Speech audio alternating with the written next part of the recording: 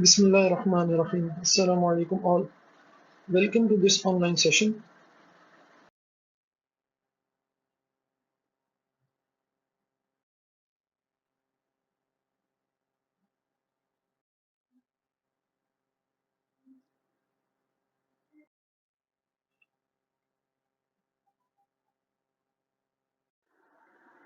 So today is our last class on BJT as an amplifier.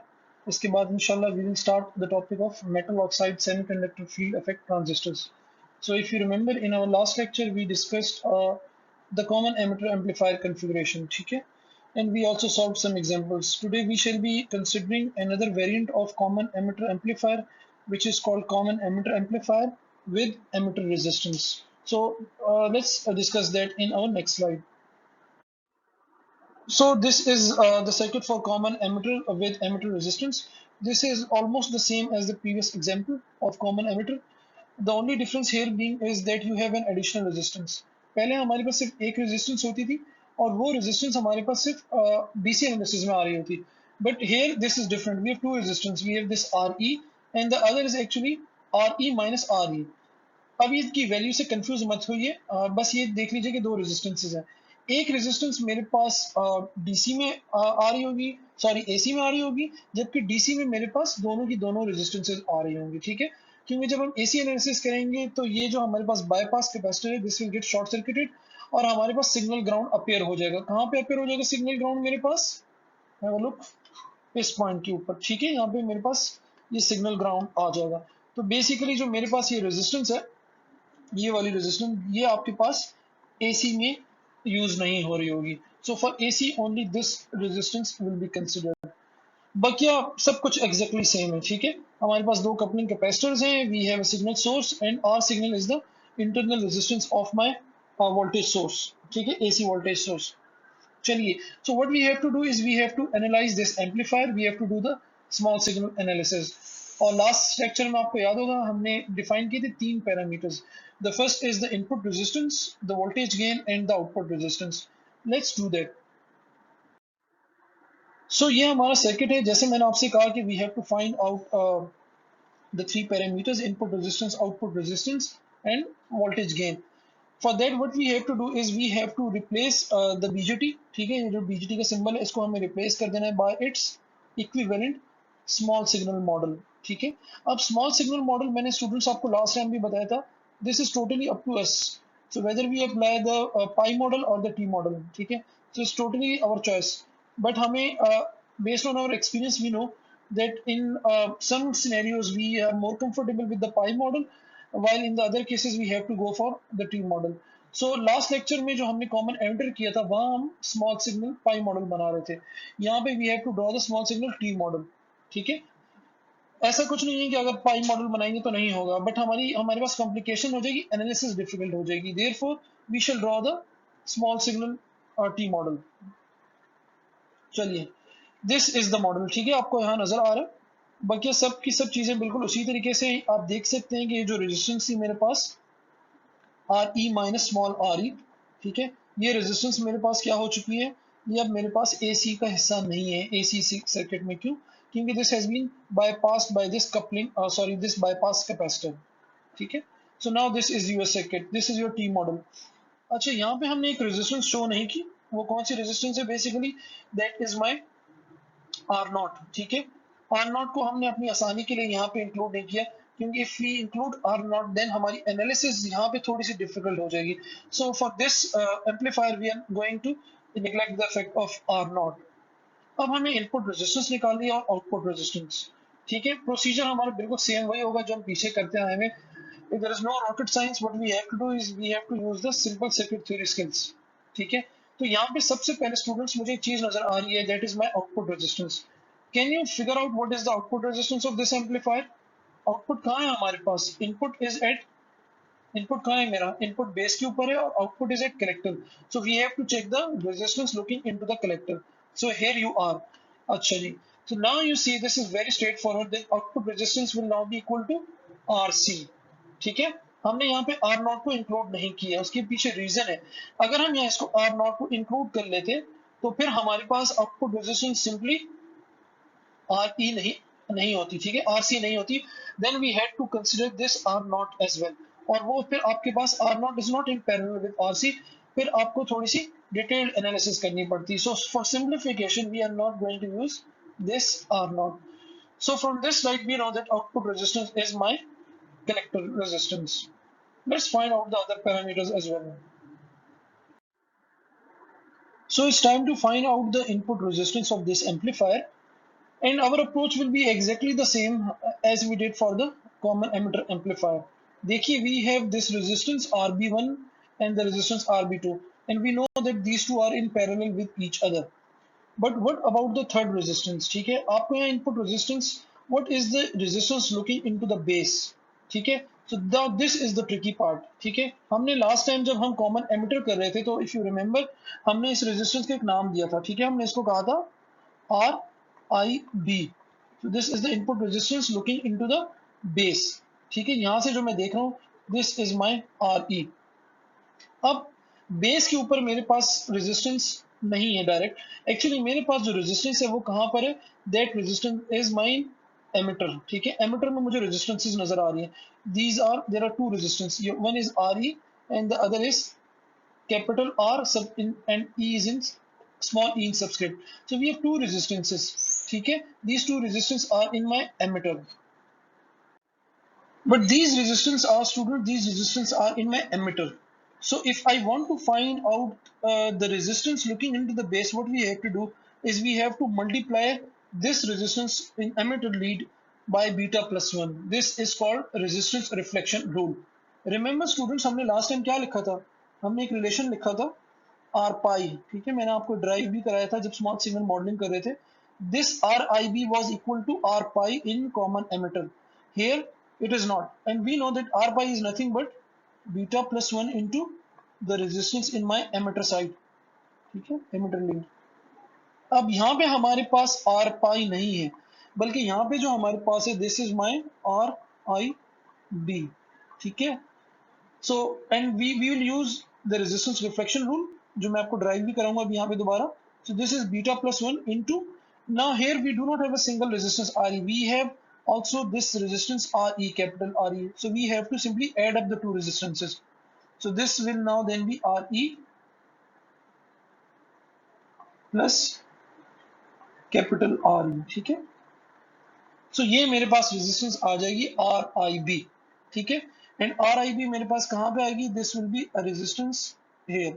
ठीक है, this is my RIB. अब इसके बाद मुझे क्या करना है, वो बहुत आसान है. ठीक है, is now exactly the same as we did for the common emitter amplifier. So the input resistance is now going to be the parallel equivalent of these three resistances. Which three resistances? RB1, RB2 and RIB. ठीक है, तो चलिए इसको देखते हैं. ठीक है, so this is my input resistance. RIB मैं आपको ड्राइव करा चुका हूँ, अगली स्लाइड में मैं इसको ड्राइव करके भी आपको बता दूंगा. So if you have to find out the resistance in the base, ठीक है, this is when you have the emitter resistances, what you do is you apply a rule that is called resistance reflection rule. ठीक है, ये पूरा भी मैं आपको drive करके दिखाऊंगा, ये कोई रट्टा नहीं है, बल्कि इसके पीछे प्रॉपर कंसेप्ट है. ठीक है, मैंने इस वजह से डायरेक्ट आपको लगाया क्योंकि हमने ये जब स्मॉल सिग्नल मॉडलिंग कर रहे थे तो वहां पे हमने R pi और RE के दरमियान रिलेशनशिप देखा था, and I told you that this is called resistance reflection rule. ठीक है, तो चलिए इसको आइडेंटिफाई करते हैं, इसको ड्राइव करते हैं हम अगली स्लाइड में. सो स्टूडेंट्स, ये मेरे पास इनपुट रेजिस्टेंस जो मैंने लास्ट स्लाइड में भी आपको दिखाया था, and we know that this RIB is nothing but VI divided by IB.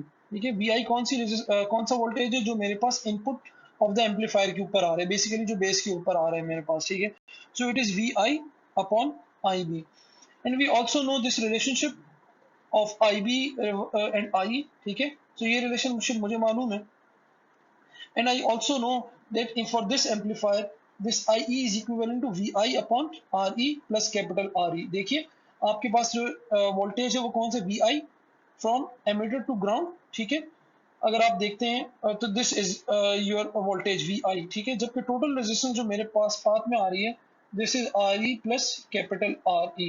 So if I put in these relationship into this equation, ठीक है, then I will be able to find out that RIB is equal to actually beta plus one R E plus capital R E. ठीक है,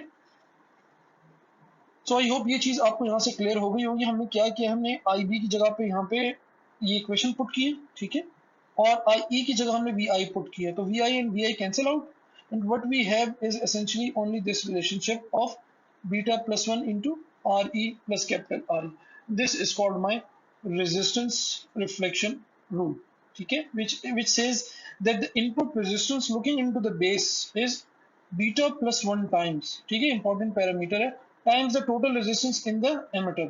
ठीक है, ये basically हमने small signal model में भी बनाया था जब हमने पाई मॉडल बनाया था। तो पाई मॉडल में हम क्या दिखाते हैं, एक रेजिस्टेंस दिखाते हैं आर पाई, जो बेस साइड के ऊपर दिखा रहे होते हैं, and that R pi is actually equal to beta plus one into R E. ठीक है, तो ये वो भी एक्चुअली हमारे पास एक रेजिस्टेंस रिफ्लेक्शन रूल ही है। तो आई होप ये आपको समझ में आ गया कि हमने किस तरीके से ड्राइव किया है इसको। अगली पिछली स्लाइड के साथ कंपेयर कीजिएगा, then you will be able to see कि हमने ये सारे रिलेशनशिप किस तरीके से निकालने हैं। ठीक है, if you still have problem, if you still find some difficulties, we can discuss it in our interactive session. ठीक है, so in this slide I am going to share with you this the importance of this additional resistance RE। ठीक है, ये वो resistance है जो हमने emitter में इंसर्ट की है। कॉमन एमिटर में हमारे पास ये रेजिस्टेंस नहीं थी। ठीक है, कॉमन एमिटर में जो इनपुट रेजिस्टेंस थी that was close to R pi, तो हमने रफली से आर पाई लिख दिया था। ठीक है, here the input resistance is close to beta plus one into R E plus capital R E. ठीक है, जो बकिया रेजिस्टेंसेज है उनका भी रोल है, लेकिन हम सिंप्लीफिकेशन के साथ एक ये बात कह रहे हैं। ओके, सो अब यहाँ होने क्या जा रहा है मेरे पास, हम आइडियली चाहते हैं कि इनपुट रेजिस्टेंस जितनी ज्यादा हो उतना बेहतर है एक वोल्टेज एम्पलीफायर के। हमने इसके बारे में डिस्कशन अपने लास्ट लेक्चर में डिटेल में किया था। ठीक है, so let's consider the ratio of the two input resistances। अब जो मेरे पास input resistance है, this is beta plus 1 into RE plus capital RE, and previously it was just beta plus 1 into RE। ठीक है, actually ये कौन सी resistance है, this is my R pi, and R pi is equal to beta plus 1 into RE। अब अगर मैं इसकी मजीद simplification करूं तो ये मेरे पास रिलेशनशिप नीचे आ जाएगा 1 plus are E upon R ई। इसके लिए आपने सिंपली करना क्या है, इस इन दो टर्म्स को आपस में ब्रेक कर लीजिएगा। So beta plus one R E divided by beta plus one R E, this will be 1, और दूसरी टर्म आपके पास क्या बचेगी, R E upon small R E. और इसको अगर आप मजीद थोड़ी सिंप्लीफिकेशन कर लें, we know that g m is equal to alpha upon R E. ठीक है, तो जीएम के रिलेशन में gm is related with R E with alpha, and और alpha is very close to one. तो अगर हम इसे अप्रोक्सीमेट कर लें तो this is what we get. ठीक है, so our relationship is this. So now it says that my input resistance has increased by this factor. ठीक है, so input resistance has actually increased by 1 plus gm R E times. ठीक है, तो मैं अब ये मेरे पास एक एडवांटेज मिल गया कि अब जो मेरी इनपुट रेजिस्टेंस है वो काफी ज्यादा हो चुकी है। ठीक है, और अगर मैं पूरी इनपुट कंप्लीट इनपुट रेजिस्टेंस लिखना चाहूँ तो मैं आपको यहाँ दिखा सकता हूँ, this is R in R B one parallel with R B two parallel with beta plus one into R E plus capital R E. So this is my input resistance, and now you see the input resistance has increased for this circuit, which is obviously an advantage. Now that we have found out the input resistance and the output resistance, let's find out the voltage gain of this amplifier. And voltage gain is nothing but output divided by input. Output क्या है मेरे पास यहाँ पे देखिए, this is my output जो collector पे मुझे मिल रहा है, and this has been defined as V naught. What is my input? अगर मैं एम्पलीफायर की इनपुट की बात करता हूँ तो this is VI, and then जो हम लास्ट टाइम भी डिस्कस किया था, AV will be, अगर मैं AV की बात करता हूँ तो AV is defined as this is V not upon V I. ठीक है, और ये मैं अगर मैं जी वी की बात करता हूं तो वो मेरे पास क्या हो जाएगा, that will be V not upon this V signal. ठीक है जी, so now if you have a look at this circuit, can we write down the equation for v naught? क्या हम लिख सकते हैं v naught की equation, v is what, I into r, resistance कौन सी होगी, the parallel equivalent of this resistance. ठीक है, so RC parallel with R, इनमें क्या करंट फ्लो कर रहा है, if I apply KCL, if this current is alpha IE, what is the value of current that is flowing in the equivalent parallel equivalent। ठीक है, इस की बात करें, so by KCL this will be minus alpha IE, so then V naught is written as simply minus alpha IE RC into RL। ठीक है, ये बात समझ में आ रही है, माइनस क्यू हमने अप्लाई किए, तो अल्फा आई मेरे पास एक्चुअली कलेक्टर करंट है। ठीक है, now we have written down this equation for V nought. ठीक है, लेट्स सिंप्लीफाई दिस फर्दर। अच्छा जी, आई ई की इक्वेशन मैंने लिखी थी, आई ई जो मेरे पास कौन सा करंट है जो यहाँ फ्लो कर रहे हैं, this is my I E, this is I, और ये फ्लो कर रहे हैं मेरे पास इन दो रेजिस्टेंस में से गुजर रहा है। ठीक है ये, अच्छा जी, सो अगर मैं इस पाथ को देखूं, this is this path, resistance क्या है इसमें, आर ई है और capital R E. What is the voltage, voltage मेरे पास कौन सा जो मुझे यहाँ मिल रहा है, and this voltage is my V I. ठीक है, ये वी आई है मेरे पास। सो आई ई की इक्वेशन क्या हो जाएगी मेरे पास, जो मैंने पीछे भी आपको दिखाई थी, this is the equation for I E. Now what we are gonna do is we will plug in this value of I into our equation. ठीक है, और उसके बाद से सिंप्लीफाई कर लेते हैं। तो आई होप ये सर्किट आपको समझ में आ गया, ये इक्वेशन समझ में आ गई है। तो लेट्स मूव ऑन। ठीक है, सर्किट में अभी यहाँ पे इसको रिमूव कर रहा हूँ। सो then if you plug in this relationship, this will be simply this relationship. ठीक है, AV is V naught upon VI given by minus alpha RC parallel with RL divided by RE plus capital RE. ठीक है, और चूंकि alpha की value this is very close to 1, so it can be almost 1, simplificate with some simplification we can assume it to be close to 1. Generally इसकी value is somewhere around 0.95. आपने इसे ignore नहीं करना है, हमने इसे कंसिडर करना है, मैं सब आपको बता रहा हूँ, it is close to 1. So if that is considered to be 1, then this is our equation for the voltage gain. So this is pretty easy to remember. So it's the equivalent resistance in your output terminal, at your output terminal, which is collector. So RC parallel with RL, and at the input you have RE and RE. So the collector resistance divided by the emitter resistance. So voltage gain from base to collector is actually the ratio of total resistance in collector to the total resistance in emitter, जो आपको ये चीज बताई गई है। If you have to find out the value of AV not, तो हम क्या करना है, सिंपली RL को हम रिमूव कर देंगे। ठीक है, और ये रिलेशनशिप आपके पास कैसे आया है, this is something which I want you to work. ठीक है, ये आपने खुद करना है, ये रिलेशन आपके पास कहाँ से आया है। मैं आपको हिंट दे देता हूँ, ये रिलेशनशिप आपको यहाँ से मिलेगा, ये आपके पास इक्वेशन है, इससे आपको ये इक्वेशन मिलेगी। ठीक है, फिर उसके बाद ये यहाँ पे एक अप्रोक्सीमेशन दी गई है। So please do this students, मैं आपसे पूछूंगा इंशाल्लाह अपनी नेक्स्ट क्लास में। So now that we have found out the voltage gain, if we have to find out the total voltage gain G V, we can write down this relationship. ठीक है, ये relation हम पीछे निकाल चुके हैं। सो इसमें हमें बेसिकली करना क्या है कि ये जो इक्वेशन है, अगर आप इसको देखें तो इस वी आई की जगह पे आपने रिलेशन पुट कर देना है। कौन सा रिलेशन पुट करना है, the relationship between V I and V signal.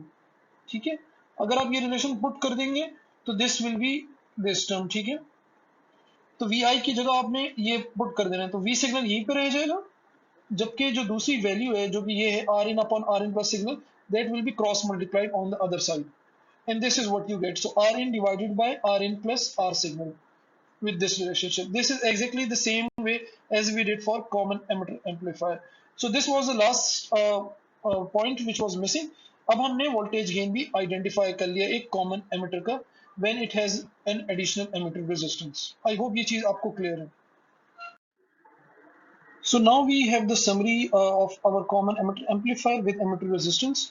ये summary आपने students हम discuss कर चुके हैं, इसको आपने खुद देखना है, और मैं आपसे इसके सिलसिले में सवाल पूछूंगा अपनी नेक्स्ट लेक्चर में। ठीक है, सो जब आप नेक्स्ट ऑनलाइन लेक्चर में आएंगे इंशाल्लाह, जो वेंसडे को है, तो उसमें मैंने आपसे आइडेंटिफाई करना है आपको कि what is from where are you getting this relationship. ठीक है, ये जो आपको यहाँ रिलेशनशिप दिखा है, ये चीज आपको फिगर आउट करनी है। प्लीज ट्राई योर बेस्ट, अगर नहीं हुआ तो मैं आपको करा दूंगा, बट आपने लाजमी से ट्राई करना है।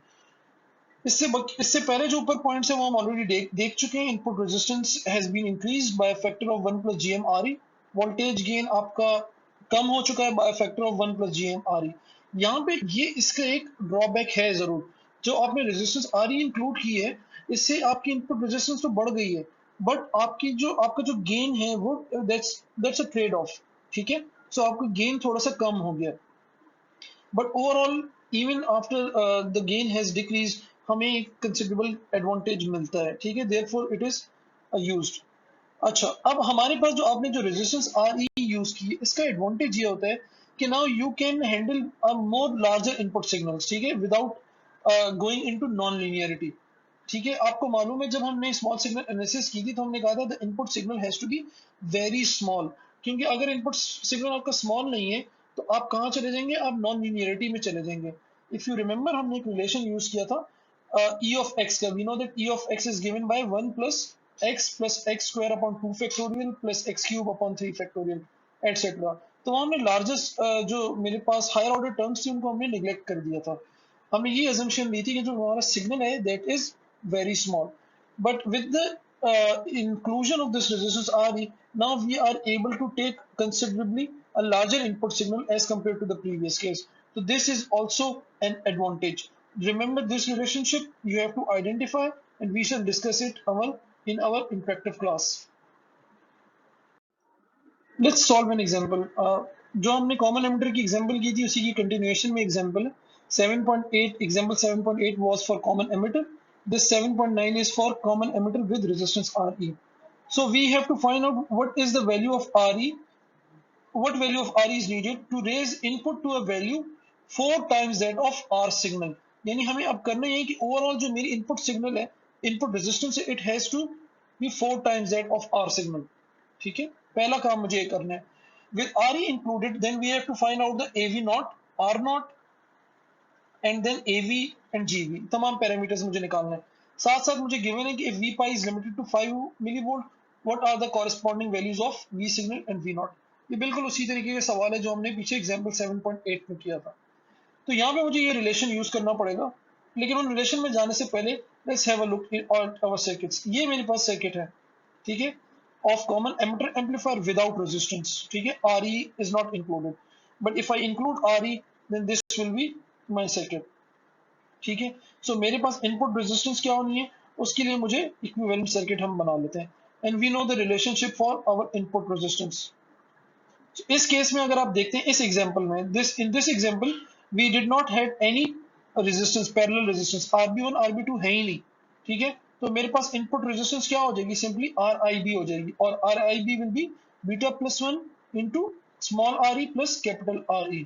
ये दोनों रेजिस्टेंस आपके पास। So using this relationship, we can find out the value of the desired value of RE। ठीक है, this is the relationship। We know that R signal is 5 kilo ohm, हमें last time example में given थी। So this was 5 kilo ohm, और ये value जब आप put करेंगे, so you now have your total input resistance equal to 20 kilo ohm। उसके बाद आपने क्या करना है, you have the value of RE, small RE आप आइडेंटिफाई कर चुके हैं पहले, and you will get the value of RE। ठीक है, यहाँ पे कुछ अजम्पशन के साथ आपको ये वैल्यू लिखी हुई है, this will be close to 175। Just plug in the values and you will get your answer. This will be somewhere like around 174.75 etcetera. ठीक है, तो बुक में ये ऑलमोस्ट अप्रोक्सीमेशन की हुई है। ठीक है, ऑलमोस्ट इक्वल टू। सो आपको जरूरत नहीं है अप्रोक्सीमेशन करने की, इक्वेशन में पुट कीजिए, जो भी आंसर आपका आता है that is the value of your resistance RE। ठीक है, आई होप ये आपको क्लियर है। Let's find out the other parameters. ठीक है जी, AV नॉट का हमने रिलेशन देखा हुआ है पीछे से। It was the total resistance in collector divided by the total resistance in emitter. Collector में हमारे पास यहाँ पे कोई RL नहीं है यहाँ पे, so the only resistance is RC, and in emitter we have RE plus capital RE। Remember वहां पे हमने एक अप्रोक्सीमेशन ली थी कि अल्फा इज क्लोज टू 1। आप चाहें तो यहाँ पे भी ले सकते हैं, या चाहें तो अल्फा की वैल्यू निकाल सकते हैं, and then you will find out the value of your voltage gain AV naught. And R naught हमने देखा है कि R not is 5 kilo ohm, so it's unchanged, जो पिछले केस में थी यहाँ पे भी बिल्कुल वही है। And by using these relationship you can find out the value of AV and GV as well। so it's a very simple example। आपको जरूरी नहीं कि ये रिलेशन आप यूज करें, कोई भी वैलिड रिलेशनशिप आप अप्लाई करके इन पैरामीटर्स को निकाल सकते हैं।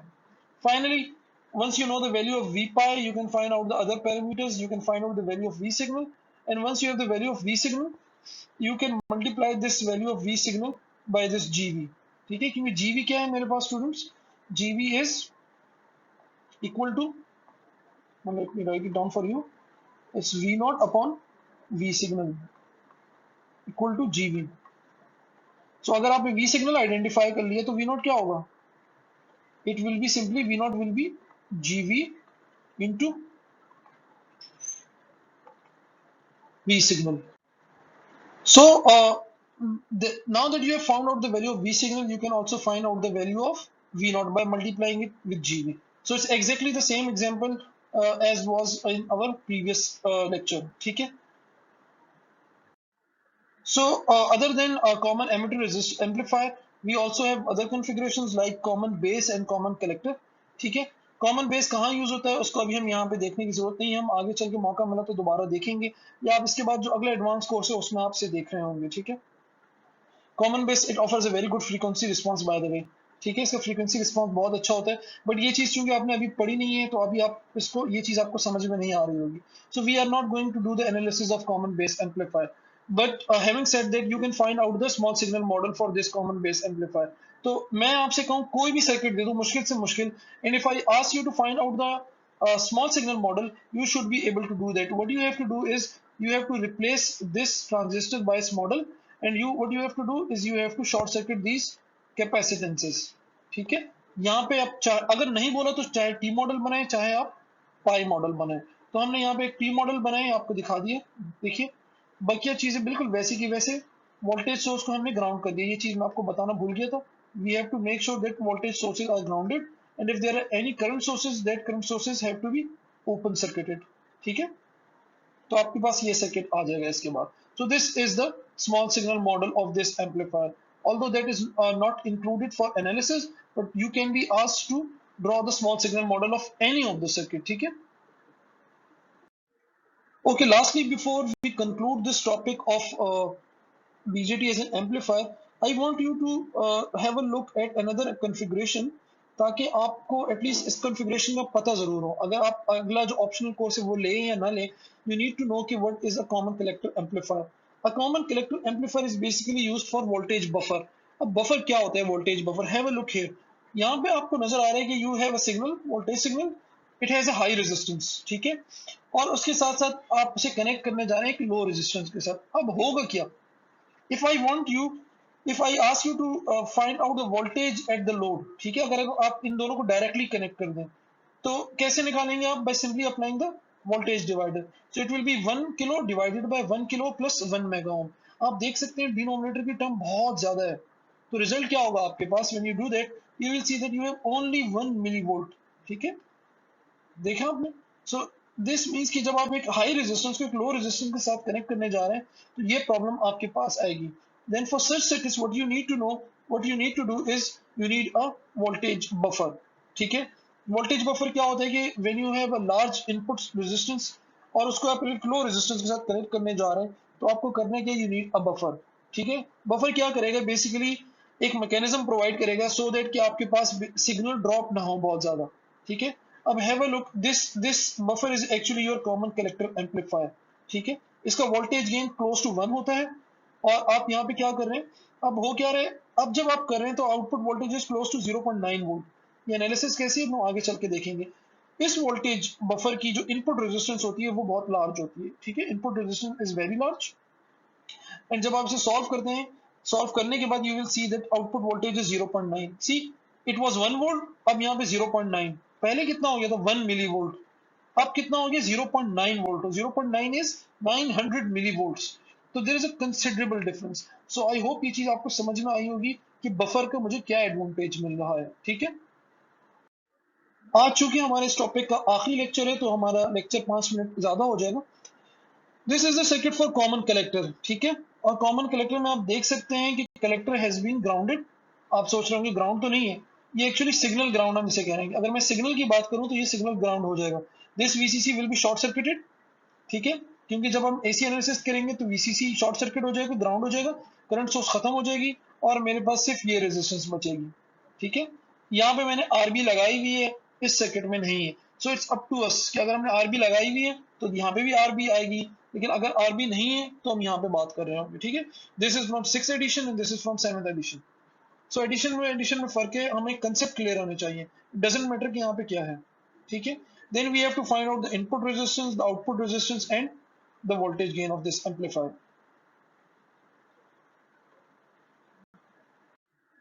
So here we show you the small signal models. हमने यहाँ पे टी मॉडल बनाए. पिछला जो हमने सर्किट देखा था एग्जैक्टली उसका हमने एक टी मॉडल बना दिया. जिस सर्किट में आरबी थी तो आरबी की रेजिस्टेंस, आरबी रेजिस्टेंस कनेक्टेड थी वो हमने लगा दी. ठीक है? जहाँ नहीं है वहां पे नहीं लगाया, यहाँ पे देख सकते हैं there is no RB, ठीक है। Here the early effect has been considered R naught, you can see from collector to emitter, whereas in this circuit R naught has not been shown.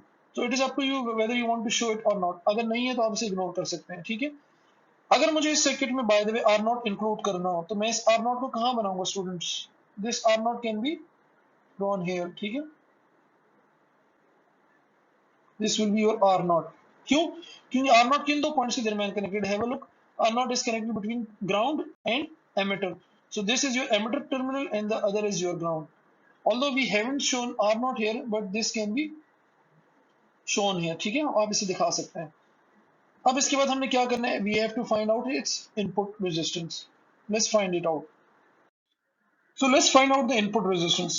Input resistance इंतहाई आसान है student, बिल्कुल जैसे हमने पीछे common emitter with आरई में किया था, सेम वही काम करेंगे। रेजिस्टेंस रिफ्लेक्शन रूल याद है आपको? क्या होती थी? जो रेजिस्टेंस एमिटर में नजर आ रही है उसको बीटा प्लस 1 से मल्टीप्लाई करके बेस साइड के ऊपर ले आए, और चूंकि हमारे इनपुट बेस के ऊपर है तो हम बेस में रेजिस्टेंस देख रहे हैं, ठीक है। और अगर बाय डेफिनेशन आप लिखना चाहें तो by definition input resistance is V I upon I B, and we know that I E is IB is linked with IE from this relationship, ठीक है, using this relationship, and here IE is VI upon RE plus RL। ये बिल्कुल same वही relationship है जो हमने common emitter with RE में देखा था। And if you apply that, you will see that input resistance is beta plus 1 times the RE resistance RE plus RL, ठीक है।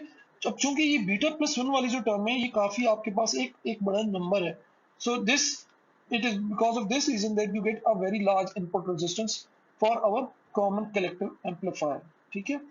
whereas output resistance यहाँ बहुत आसान है, और output resistance is simply the resistance जो आपको यहाँ नजर आ रही है RE, ठीक है। let's find out the voltage gain। so now in order to find out the voltage gain, what we are going to do is we are going to use a technique। ये जो मेरे पास part है circuit का, अगर मैं इसको चाहूँ तो मैं इसको बेस साइड के ऊपर रिफ्लेक्ट करके ले जा सकता हूँ यूजिंग रेजिस्टेंस रिफ्लेक्शन रूल। और what I can do is I can just take this part of the circuit और मैं इसे एमीटर के ऊपर ले आऊँ using resistance reflection rule. I will do the first case, ठीक है, जो मैंने अभी आपको बताया। ये देखिए हमने क्या किया कि हमने इन रेजिस्टेंसेस को हम उठाकर बेस साइड के ऊपर ले आए। बेस के ऊपर जब ले आएंगे तो by resistance reflection this will B beta plus 1 RE and this will be beta plus 1 into RL, ठीक है स्टूडेंट्स। और उसके बाद क्या होने आपके पास? lastly you have to find out the voltage gain। voltage gain is V naught upon V signal। अच्छा, if you pay attention you will see you have this resistance, ठीक है, and the other two resistance which are in series। so जब resistance series में हो तो हम voltage divider use कर सकते हैं, ये दोनों मिलाकर एक resistance बन जाएंगे। और जब आप voltage divider अप्लाई करेंगे so you will get the relationship between V naught and V signal। this will be the relationship, and if you further simplify this तो आपके पास ये रिलेशनशिप आ जाएगा। अब इसमें देखिए ये जो टर्म है आपके पास,